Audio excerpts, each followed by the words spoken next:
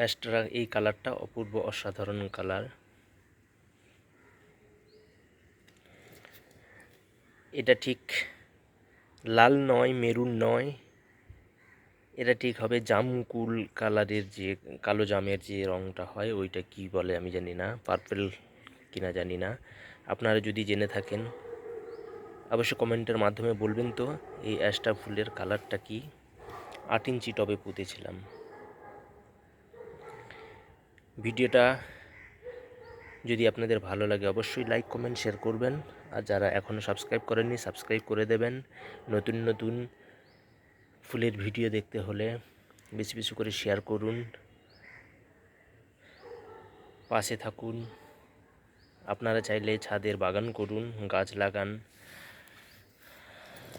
আর এই ধরনের ফুল কিভাবে করবেন, এই ফুলের যত্ন জানতে হলে সম্পূর্ণ ভিডিও শেষ অবধি দেখতে হবে। অ্যাশরাকের নানা রকম হয়, সাদা, পিঙ্ক, মেরুন, লাল, এইগুলোই কালার হয়। আর একটা হয় যেটা বেগনি, ডিপ বেগনি, যেটা উজালা কালার হয়। এবছর আমার হয়েছে পিঙ্ক, আর এই কালারটা হয়েছে, আর সাদা হয়েছে। অপূর্ব সুন্দর কালার। ফুলের থেকে আমার কালার রঙগুলো খুবই ভালো লাগে। অ্যাশরাকে খুব একটা যত্ন লাগে না।